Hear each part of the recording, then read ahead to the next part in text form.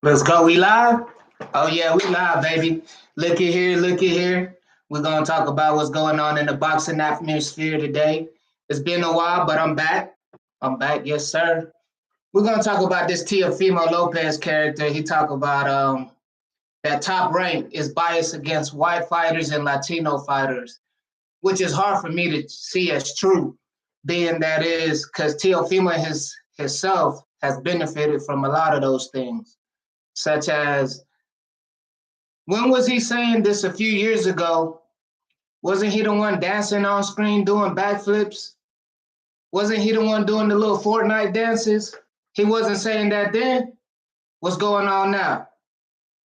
I want to know what's going on now, Gio. And to be honest with you, if you want to be quite frank about it, I don't think you should be getting a title shot at your first time up at 140. First of all, you don't have a belt from 135 coming up. Usually they do that for fighters who's coming up for 135 and they already got a belt. You don't got a belt. That's the first thing. But they bias against the black fighters, right? Let's talk about it. We're going to talk about what's going on in the boxing atmosphere right now. So you didn't have a belt at 135 before you moved up. But they bias against all the other fighters. They show favoritism towards the black fighters. Let you tell it. I could name plenty of 140 fighters that deserve a title shot before you, a person that just moved up to the weight class, and you do not have a title from your previous weight class. You lost. You lost to that man Gambosis. Yes, sir. Let's talk about it. And you wasn't talking about none of this when you was doing your Fortnite dances and doing backflips on Heisman night, was you? You were not, sir. So that leads me to believe, are you delusional in some way, form, or shape? Because that doesn't seem to be the case when I look at things. When I sit there and I look at things, maybe I'm not seeing what you see though. But when I look at things, I don't see them as biased against white and Latino fighters. And the evidence of it is, first and foremost, you would have been saying this while you was doing your backflips and all your Fortnite dances, talking about it's the takeover. Yeah, you wasn't saying that when you were screaming it's the takeover, was you? No, sirree, Bob. I didn't hear none of that. You was jovial, all happy. Yeah, you was dancing. Yeah, yeah, you was dancing. Yes, sir.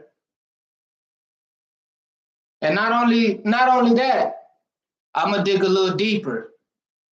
When you take a look at it, your past two performances been really subpar. They've been bad. Sandor, I think it was Sandor Martin. In my opinion, you lost.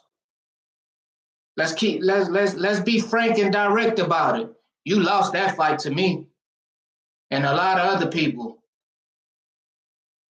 And I don't know if you had another fight after that or that was your last fight. But your last two fights, you've been looking subpar. So all this, oh, yeah, they bias against white and Latino fighters. That's what you feel. That's what you think. And then you wasn't saying that when you was at the top. And you should think about your previous actions. You had the fight against Gambosis, but before y'all got the deal done, you wanted to do it. I think that's the fight you did or you wanted to do on Thriller. So you went behind their back and did a purse bid, excuse me, to do the fight on Thriller. You think that's not gonna have repercussions on you? Come on, man. You're a little you're a little delusional right now. You off your rocker. You and your dad, y'all a little delusional. I don't like. I get believing having self belief, but the things you saying, nah, I can't see it. I don't believe it to be true, and I don't know anybody that does. If they do, it's a small amount. Top rank, bias against Latino and white fighters. I could even understand or begin to maybe understand if you said that and you was with the PBC because they got a whole bunch of black fighters, but they got white fighters and Latino fighters too. But it's just that you're not getting handled or treated in the form that you feel that you should be. But in life, you know what's the great thing about life? You don't always get what you want. You get what you deserve. That's what you put in. Yeah, that's what's going on right now. You was up here and you was kind of shitting on people, and now you falling. And there's a shitty, slippery slope on the way down. But that's on you. You got to go through that. You got to handle that like a man. Don't blame nobody else for your shortcomings. Like I said, I don't believe you should be getting a title fight at 140. There's plenty of 140 pounders that deserve to get that title shot against Josh Taylor. Josh Taylor, he's a really good fighter. He's a hell of a fighter, to be honest. Quite frank with you. Let's be honest about it. He's a hell of a fighter. And I really think this is going to be a tough fight for you. In my book, you're going to lose, especially if the Josh Taylor that fought and beat my boy Regis Prograis show up and that beat my boy Jose Ramirez show up. Oh, you fool to me.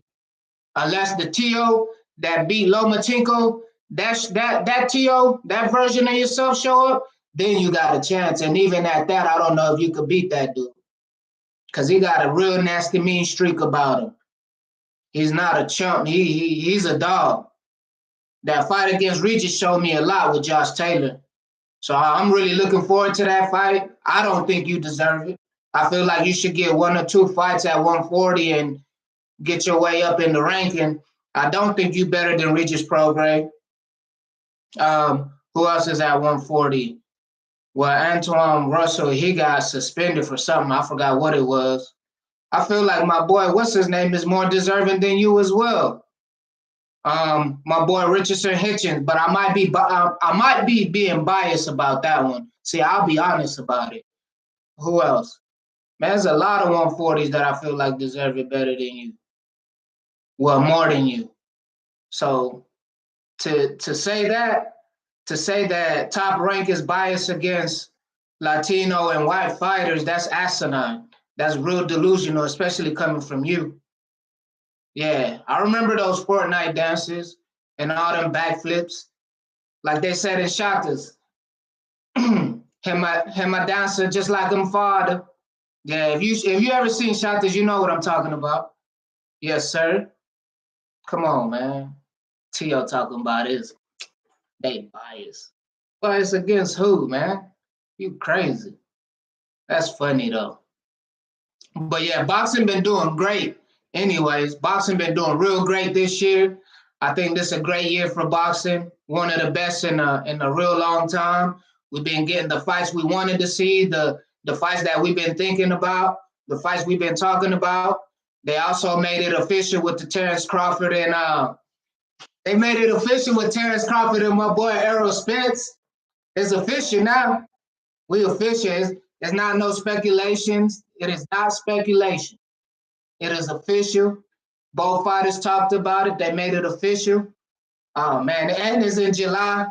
Come on, man. Beautiful. Now that's gonna be a fight for the ages. I do believe, in my opinion, that's gonna be a great fight. I'm not gonna get off subject. We still gonna stay on TL, but that just came to my mind. Boxing been doing real great since the beginning of the year. It's been nothing but amazing. Really good matchups, not one-sided matchups, not too many of those anymore. See, this is the type of shit that'll bring boxing back. This is what we need. When the product quality is high, it sells itself, man. It's just like anything else. When you got good product, it's gonna sell itself. You don't need much marketing. You don't need to talk about it much. You give the people a sample and they start to see it. Oh, they're gonna keep coming back for more. Yes, sir. Yeah, I just came on to talk about that because it's funny to me how Tio of all people saying that Top Rank is biased against Latino and white fighters. You don't hear Lomachenko talking about that. He just lost in a close fashion. He didn't say, "Oh, it's because they bias against white fighters and they lean towards their black fighters." No, he didn't say that. He didn't even utter that. He took his loss like a real champ. He might be having a little, he feels some type of way because it was a close fight. It was a few swing rounds, but to me, he didn't really take it from the champ. And they say that's how you got to do it. That's how you have to do it. You got to take the belt from the champ. You can't it can't be close.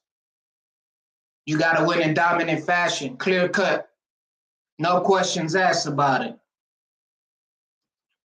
I just came on to say that. I'm going to leave it there. Teofimo, you and your dad, y'all need to get some a little bit of truth in y'all life. Y'all need to get someone in your corner that's going to be honest with you, that's going to be real and raw with y'all.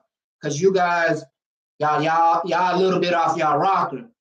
Y'all thinking, I think you might think you're a little bit better than you are. I think you're a good fighter to me. You're not great. But that's just me saying that. I might be being biased. But I don't think so. I think I'm being very subjective. You're a good fighter. I need to see more. That fight against Loma, that showed me a lot about you, but I need to see a little bit more. I felt like you let him come back towards the end of the rounds, just like Haney did. But I need to see a lot more from you. But anyways, like I said, it's more deserving fighters at the 140 weight class than you, especially this is your first fight at one. No. I take that back. You had maybe 2 or 3 fights at 140. So I need to correct myself on that. You see that as a human, we make mistakes. And sometimes we think we're doing something right, but really it's wrong. But it takes a real man to correct himself and admit that, hey, I was wrong about that. This is not his first fight at 140, if I'm not mistaken. But he does not deserve a title shot. And we're going to leave it there. Let's talk about it next time on the Boxing Pugilist. Y'all have a great day. Have a great life. Enjoy it. And we out. Yes, sir.